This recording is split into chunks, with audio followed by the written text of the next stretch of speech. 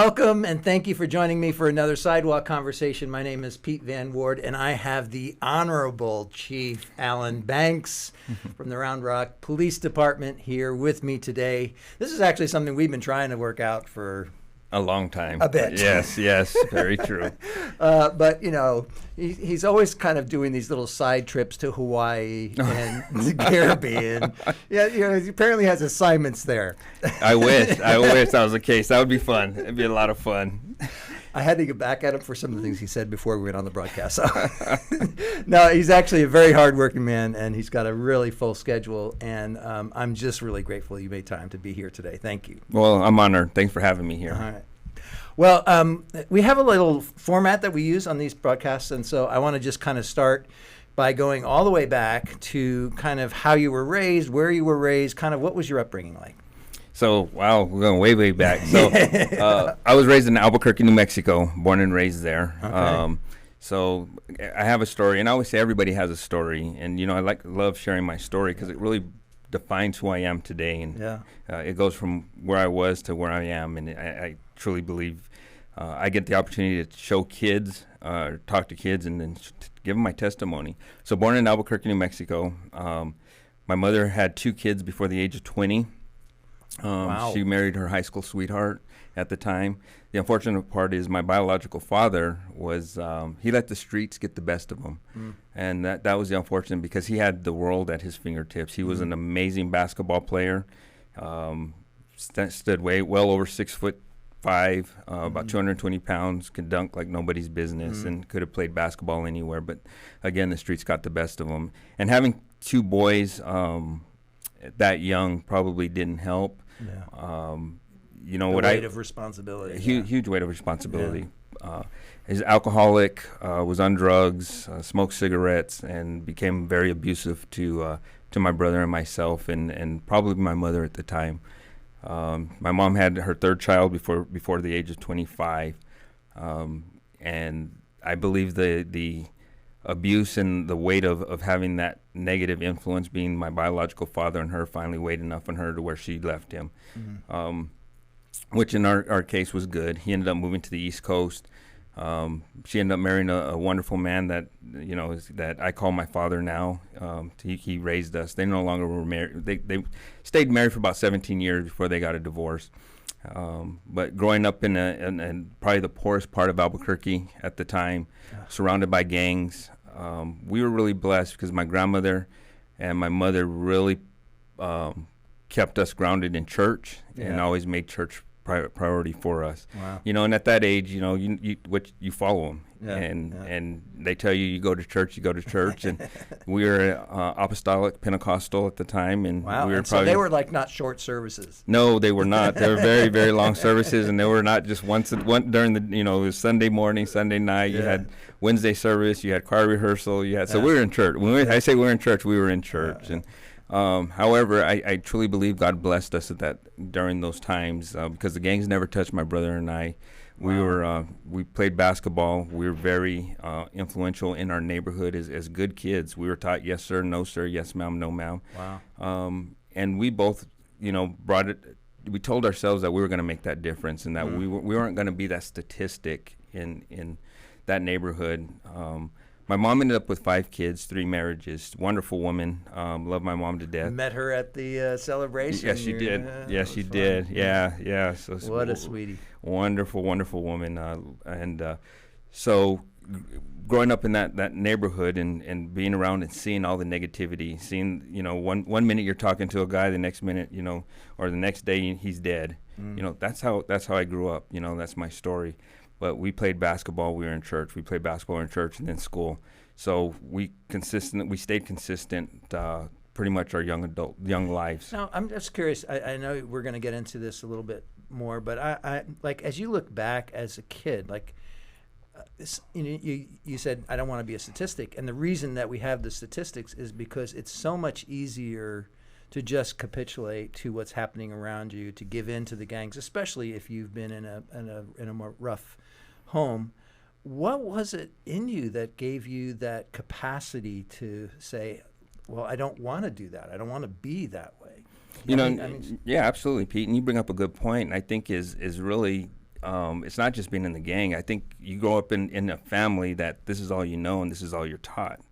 And this becomes common, just common for you, normal, right? And this is all you know. Yeah. You know, and I think my brother and I at the time, we realized one is, you know, the influence of our biological father, what we went through with him, the abuse, and seeing, you know, the negativity around a family at that point. That's not what we wanted to be, and that's not who we were going to be. Did you have mentors in church? Were there other like father type figures that may have? You know, I think I truly believe the father figure to us was Craig, and that was my mom's second husband when he came in. He had never been married before, never had kids, and so he took on three boys. Wow. And so we truly believe God brought him into our lives for a reason. Yeah. And at that time, back in the 80s, late 70s, early 80s, your parents had to work, and both my parents worked, so we became latchkey kids. And so we walked to school, we walked home, or we took the bus to school, or took the bus back home. And really, we had to raise ourselves because they had to provide for us. And so it was really us taking care of each other as brothers. And that's what we did for the majority of our young lives. And we just didn't become that statistic, like I said. We really worked hard on being good kids, doing good in school. And I can tell you in the third grade is when I knew I wanted to be a police officer. Get out, really? Third grade. That early? I can tell you to the day what happened, what inspired me. Okay, well, tell me. Okay, we'll start. So I had a classmate by the name of Denise Chacon, and Denise's father was a police officer. He came to our class, and he's in his uniform. He's nice and shiny, brought his police car, and came and talked to us kids. And we got a chance to play with around his police car. He brought some other gizmos and gadgets for us to play in. And so I just became infatuated with law enforcement at the time. So, man, for this man to come and teach us in the third grade and talk to us in third grade, how cool was that? And so I, at that point, just kind of got a small flame of, you know, I'd really love to do that when I get older. Well, a short time later, that officer was killed in the line of duty. Oh, my gosh. So I saw the hurt that I saw what it did to her family at that time. I saw what it did to a community when you lose an officer in the line of duty.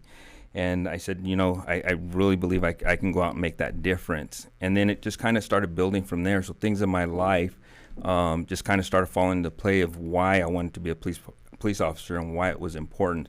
I lost my best friend at 13 years of age. He got hit by a drunk driver that night while he's riding his three-wheeler. Well, I was supposed to be on that three-wheeler that night. God had other plans for me. And so I begged my mom for me to go spend the night at his house that night. He kept asking me to stay at his house that night. Well, I was flying out to the Austin area the next morning, so my mom said, no, you can't spend the night because you're going to fly out tomorrow. So I called Mike and told Mike I can't go. So he says, well, I'm going to hang out with Keith tonight, which he did, him and Keith. They got on their three-wheeler, and they headed down to go get ice cream at the Baskin-Robbins, crossed the street, and got hit by a drunk driver that was doing 80 miles an hour down the road. Both were killed instantly. And, you know, and I was out of town when I got the news. And one of the things that realized that at the age of 13 and 14 is, wow, that really could have been me. So, God, what do you have for me? What do you need me to do? Because I wouldn't be here, you know, doing this podcast with you if it was differently. And so it really was giving back to my community and getting in front of kids that grew up the same way that I did and my brothers did, and telling them there's a different way, there's a better way, and you don't have to be that statistic. And so that's what I did. I joined the police department when I was 21 years of age in Albuquerque. I did that for almost 22 years. And what the opportunity I got in that occupation was I got to go get back into the community and get around kids that were like me in my same neighborhoods and try to make that difference. And do you have a story from that season of a kid maybe that really, like, you had an impact on, that heard from you, that, like, yeah, I want to be like Chief Banks? Yeah. So yeah, and I do, and I really do, and I have kids back in the neighborhood back in then that just kind of the same story. Really loved the fact that I would take the time, take them out to baseball games. You know, we had a AAA baseball club in Albuquerque, like we do here in Round Rock. Yeah. So we, as a police department, would take those underprivileged kids to those type of baseball games, the kids that would never, ever have the opportunity to do that. took kids over to the boys club in Albuquerque so they can learn the game of basketball and get around other kids that might not have grown up in their neighborhoods, that had a different lifestyle. And so that's the work that we tried to do as we got older. So my oldest brother, and we're 15 months apart, he ended up playing professional basketball for about 15 years. Myself, I'm a chief of police. I retired from one agency. I'm now 7 years, going on 8 years in another agency. Our third brother, he has a nonprofit in Albuquerque, helping underprivileged kids get out of the areas that they think they're stuck in, but they're not. And he's a general manager for Frito-Lay. My sister, she's a PhD out in Baltimore, Maryland, over at Johns Hopkins University. And my youngest brother right now, he's working for Amazon. His hopes and desires is to get into the FBI. So if anybody sits there and tells you that you're going to be a statistic and you can't get out of that, and that you have to follow, the same road your family followed, that's an absolute lie. And that's why it's so good for me to give my testimony when I go to high schools and middle schools, and I go to churches and talk to youth groups and tell them, I'm a living, walking testimony of you can do it, and there's better for you. You don't have to go down that same road and that same path. Man, I've heard your story probably 3 or 4 times now, and every time you tell it, I'm just deeply touched because, in ministry, you do see a lot of kids who end up, and they have every reason to be down on their life and down on luck, if you will, because they've had unfortunate circumstances. People dying in their family prematurely, dear brother or sister tragically in a car wreck or something like that, and they're like, "Where was God? How come?" And they just use that as an excuse to make a mess of their own life. So anytime there's somebody like yourself who has had to process those difficult questions and still decide, you know what, I'd rather make this out of my life than go down the other path. And I'm proud to call you a friend. Thank you for your story, your testimony, and thank you for what you do, man. Absolutely. Thank awesome. you, Pete. Thank you. Appreciate you. Okay, so can we get into a little bit of the law enforcement questions? For sure. I mean, it's like I'm sure you have to deal with it all the time, but we've had some conversations offline. Alan and I are in a small group together, and so we've had conversations about this in our small group. But I actually remember when I grew up, and it was kind of in a rebellious time in the country, late 60s, early 70s. But my parents always taught me, you respect law enforcement. They are on our side, right? And it just seems to me that there's this, change in our culture, change in our society, where that's not necessarily the prevailing sentiment. And I'm just curious how, you're leading an agency, you're leading officers, you're also, you have a lot of responsibility with public relations, and so I'm sure that you're asked this question all the time. But I have 2 questions on this. One is, what do you tell people, like out in the world? And then what do you do in leading your officers? So maybe it's the same message, but I'm curious if there's any ways that you would say, okay, here's what I like to present to the community, and then maybe here's what I present to my fellow officers. No, those are great questions, Pete, and I appreciate it. And I will tell you, I truly believe the majority of society still respects law enforcement. I absolutely believe that. I think there's a small amount of people that make a lot of noise and well, you would know, and so I'm glad to hear that, because that noise gets really loud sometimes. Oh man, it doesn't get loud. But I will tell you, I think the change that, and you talk about the 60s and 70s, but 60s and 70s, we didn't have social media. And sometimes you didn't always get the instantaneous news, first and foremost. Second is, you didn't have people that would air or voice their opinions. I call it keyboard courage, right? You stand behind that keyboard and you type whatever you want. Back then, we used to be face-to-face, and we really talked out our issues and our problems. And I think even growing up, that was what we did. If you had a problem with a schoolmate or whatever, y'all talked it out, whether it's at the park or in the front yard or at school. But nowadays, it's you're that anonymous, and you say whatever you want. That's the unfortunate part about it, and the politics that get into play and so on and so forth. Yeah. But as a leader of an agency, I think the biggest issue for me, or biggest thing for me really, is the public has to understand and know who that leader is. And what I mean by that is they need to know what Alan Banks' heart is all about. And I try everything that I can to be out in the public, to be approachable, and just to be an open book to our community here in Round Rock. I've seen you do that, and I think that is really your greatest gift. You are so genuine. You're so personable.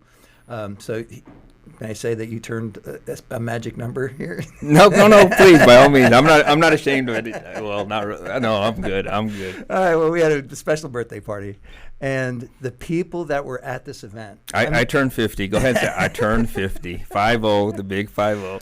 And there were people from every walk of life, from the school district, from the government agencies, from just ordinary average people, your fellow officers. And I mean, everybody said essentially the same thing, that Chief Banks is who he portrays himself to be, is exactly who he is. And, you are an open book. You are a genuine, wonderful representative of what law enforcement is at its best. And so, man, thank you for that effort. No, absolutely. And let me add to that, though, Pete, is I'm not really a representative. Well, I am a representative of law enforcement, but first and foremost, I'm a representative of God. Mm. And of course. I should have been the one to say that as the pastor, but no, we have to have. Hey, we want to be real. We got to be real, right? Yes. But honestly, God is first. God has to be first, and people have to see God through me and in me. And that's how I have to lead my life, and God is first. And I'll tell you, there's been some times that I've forgotten that, and I've had to go through some very deep valleys to realize, hey, you need to get yourself back on track, young man, and because otherwise you've been successful up to this point for a reason, and it's not about self, right? It's about keeping God first in your life, and so that's what I've really tried to portray is in my life, which now has made me, I believe, a successful chief, not only in Albuquerque at the time, but also in Round Rock. And part of that is how do you lead a group of people and showing them that God's first in your life, and that's really giving them core values. And the core values that I set in my department since in 2014 were chip, and I told everybody has a chip on their shoulder. So us as an agency is going to change that chip on your shoulder, and we're going to make it a positive chip. And that chip stands for, first is community. Our community is first. We take care of our community. And that's what law enforcement is about. If we take care of our community will take care of us. That H is honor. We honor this uniform, we honor the occupation, and we honor that community. I is integrity, doing everything right, even if nobody's looking. And P is pride. We're not above the law. Right? We're here to enforce the law. We're here to take care of the folks. We're here to show that this uniform means something, and we got to be proud about that. But we're not boastful about it, and we're not above the law. And I tell my folks, if you want to interchange that C, community, and put Christ first as that C, and still honor him with integrity and with pride, you're going to be successful in your personal life as well. Mm-hmm. Let that sink in just for a moment, because I think that might apply in so many places, really. The thing I love that. Community, honor, integrity, and pride. You got it. Yes, sir. Awesome. And so you kind of answered both questions. And so your focus in the community is essentially to portray an open, honest person who's willing to, hear and represent. And then for your own crew, it's about, hey, no matter what the noise is out there, chip. Absolutely. Community, honor, integrity, pride. Wow, awesome. Absolutely. So if it's okay, I'd like to go a little more personal. Like one of the things that we love talking about on this broadcast is, and it's really a passion increasingly of mine personally, is to help the strong stay strong over the long haul.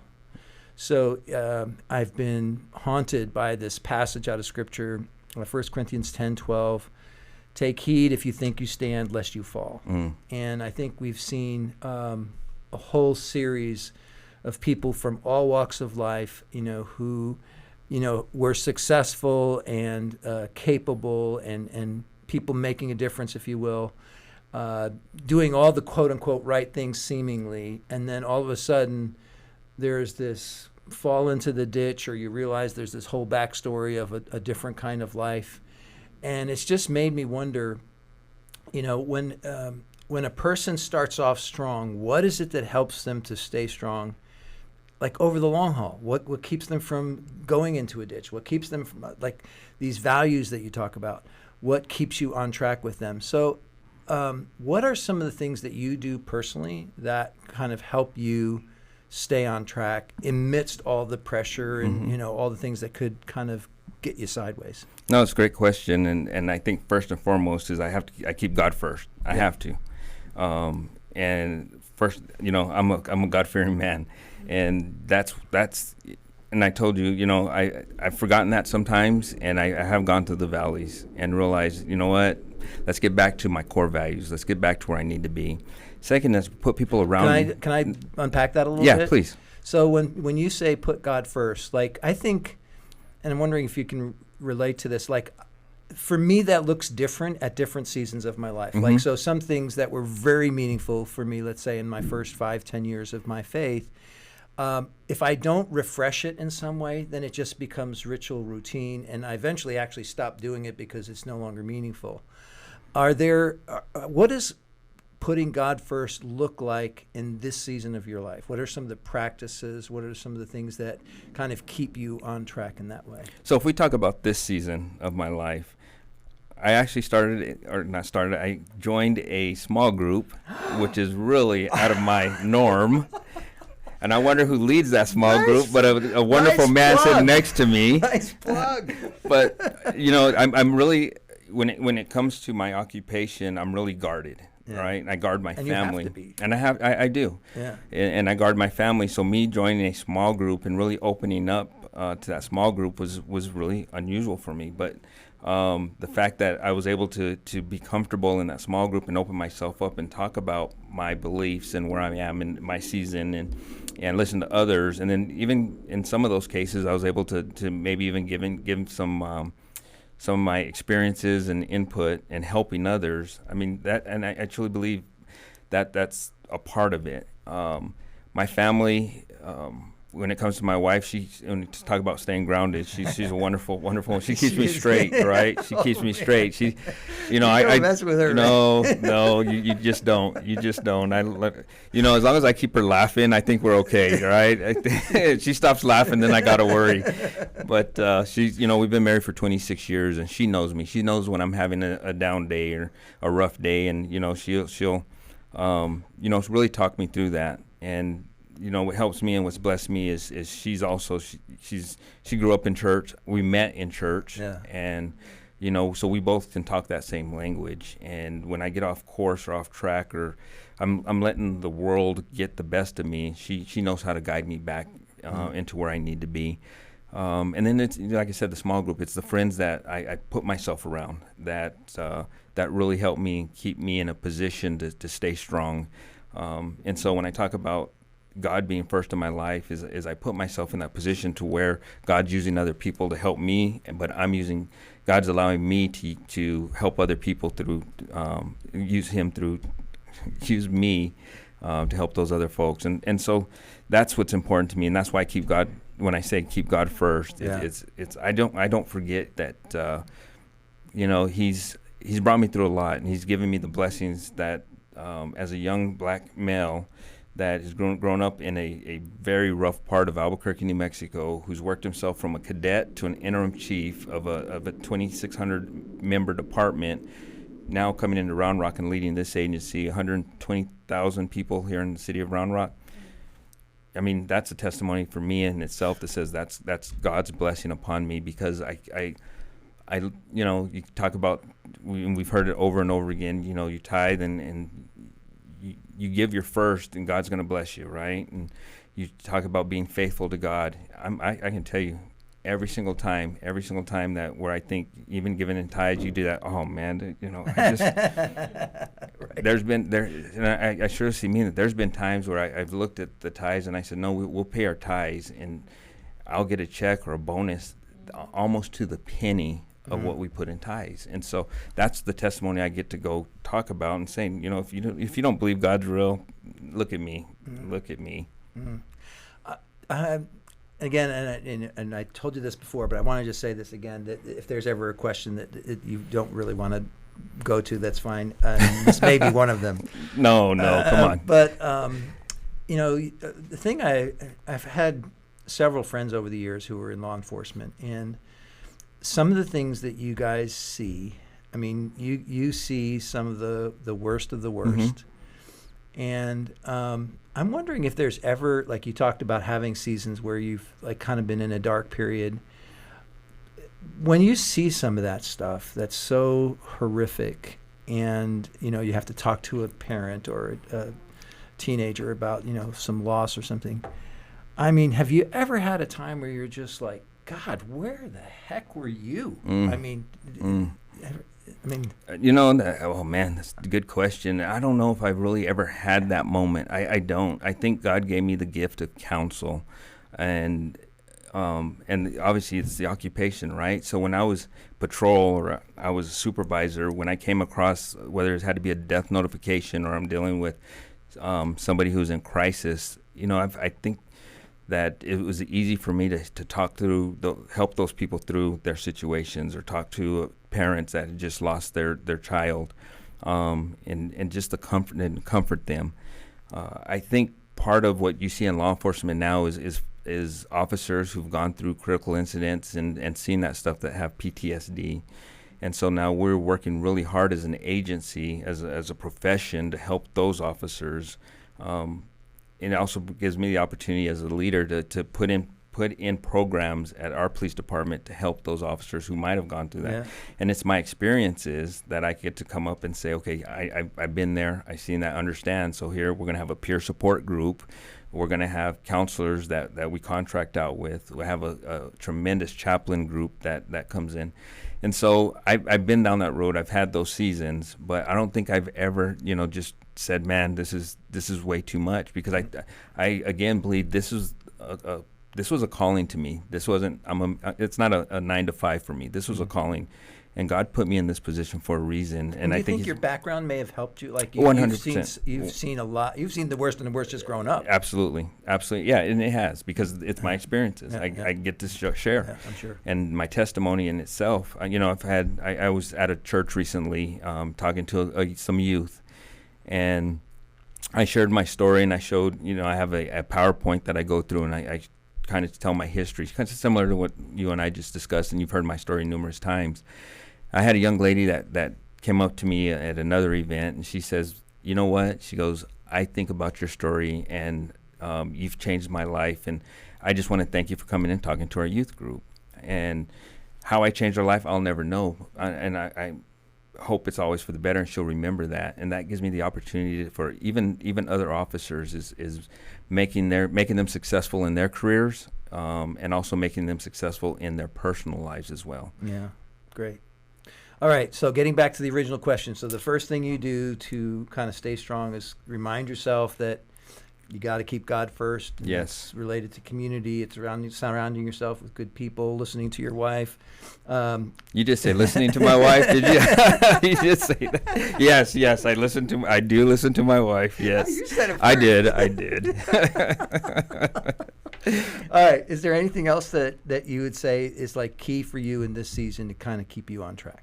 The other thing, is you have to have hobbies, and for me, it's you have to get away. So take yourself out of the position or whatever you're in. It doesn't matter if you're a police officer, doctor. There's times you have to get away from that and just enjoy. And yeah. I think sometimes we get so uptight and we think we have to be perfect at what we do. And I'm not talking for everybody, but I've seen it and I've heard it, that I think we put too much pressure on ourselves. And I think it's okay just to step back a little bit and enjoy life. Go on vacation every once in a while. I'm the worst at it. I'll point the finger. I can remember small group conversations. Yeah, I'll point the. I say I'm admitting I'm the worst, but I'm learning, right? Yeah. And what I'm learning to do is to practice what I preach. Because if I'm telling my officers, to take breaks and let the job's going to be there. The job's going to be there regardless, and sometimes you got to take your family and go get away for a little bit. Now they have to see me as their boss doing the same thing, and so we're trying to take this Thanksgiving. This past Thanksgiving was the first time in 7 years that we left the city of Round Rock for Thanksgiving, and we went back to Albuquerque. So I'm learning. Good for you. Yeah, man, you can teach an old dog new tricks. Oh my goodness, yes you can. No, I think anybody in helping, like I've seen pastors do this too. I've been guilty of this, So I think about, you feel the thing that makes you great at your job is also the thing that can be your Achilles heel. Yes, absolutely. So you feel responsible. You feel like I don't want to let my community down, because you have these like community, honor, integrity, pride. You have these things that you say to yourself, and so they can become almost in some ways, and I'm not suggesting this for you, but I mean, it could be for anybody an idol in itself. Yes. Like I'm going to worship at the throne of community and sacrifice it all for the community. I see pastors do that for the church. I remember one of the first churches I worked at, that was the model that was set for me, was the model of you sacrifice it all for God, but it really meant the church. Right, right. And it's just not a healthy way to live. And I think as a result, people either they get burned out or they get resentful, and they have a secret life over here that they wish, I hope nobody finds out about, but it's just my one place to be myself. Right, right. So yeah, it sounds so cliche to say it, but if we don't do it, man, there's going to be a price to pay. So good for you. And you're absolutely right, especially when you're in a very high stress profession. Yeah. There's going to be that price to pay, and that stress is going to get the best of you at some point. And one of the things that I'm trying to do, and you do other occupation, really is train up the people, mentor people that can actually step up and give you that break, because you have to feel comfortable with them handling the shop while you're gone. Right. And so that's what I've done, is I got two great assistant chiefs that I'm comfortable with now. When Alan gets a chance to go on vacation, I do feel comfortable with them, taking on the ship for me and keeping it going forward. Do you take your phone? I have to take my phone. I can't be without my phone. So we've been out with he and Diane. He has two phones. I do. I have to take my phones. You also, for that different occupation, if an officer gets hurt, that's something I need to know about. But I'm just giving you grief. But when I retire, it is going to feel so good to have that one phone. It will. All right. I also like closing out our time by giving you an opportunity. Sometimes in the course of a conversation, you kind of miss a point that you maybe wanted to talk about earlier. So I want to give you the last word on this. Is there something that you would like to share as kind of a closing thought, or something you would like to come back to that would be maybe helpful as to know about you, or what your kind of testimony is to the world? And thank you. I appreciate that. And I think part of it is, I think you and I get the chance to talk even, offline, off podcast here, and a lot of my story, and you hear a lot of my opinions on stuff. And I think what I would tell anybody who's watching is, get to know your law enforcement department, get to know your agency, get to know your chief or your sheriff. Understand, we have different programs. We have a Citizens Police Academy. Come understand what the police department's all about. And I tell folks all the time is, I'm not trying to brainwash you, but I want you to have an informed decision, an opinion, before you get up behind that keyboard and start saying stuff. And I will tell anybody, it doesn't matter if it's law enforcement, it doesn't matter. Understand the job or the person's job first before you start making those judgments. And so if you want to know about a police department, learn about that police department or get involved, whether it's volunteering or whatever. I think the world would be a better place if people just, understood what they were talking about or some of the misinformation that they're receiving. So know the facts and then learn about the police department, I think is very important now. I'm so glad you brought that up, because I found myself, and this has kind of been a practice I've had, I've been in ministry now 40 years. And so I've always tried to make a practice of getting into the community so that, and it's, I think part of it's like ministry, you just want to build relationships. But there's also a part of it that's like what you just said. When a person knows you and they say, look, I know Pete Van Woord. I've met him. He's been at meetings, and then they hear some rumor about something. Oh, that Pete Van Woord, or that Chief Banks, For sure. If somebody knows you, they're going to be like, that doesn't sound like him, right? And then they'll give you the benefit of the doubt. Now, it may be true. You may be as big a jerk as they say you are, but and it's true. But at least come ask. Yeah. At the very least. hey, Alan, did you do that? Or Alan, is this your belief? Or Yeah. I'll be more than happy to tell you that. Well, and if they know you, then they're going to be like, hey, yeah, I will ask because that doesn't sound like him. Correct. And, so yeah, really great word of advice. Get out in the community, know the people that you're relating to, and if you're in that position of influence, be that kind of person that's open to building relationships with community members. So yes, sir. Great piece of wisdom. Well, this has been fun. Yes, it has. Thank you again. I've had this on my calendar for a while, and I'm so glad that I've finally been I take responsibility. And so thank you for joining us. We're so grateful that you have tuned in. Hope it's been helpful, and look forward to seeing you at our next Sidewalk Conversation.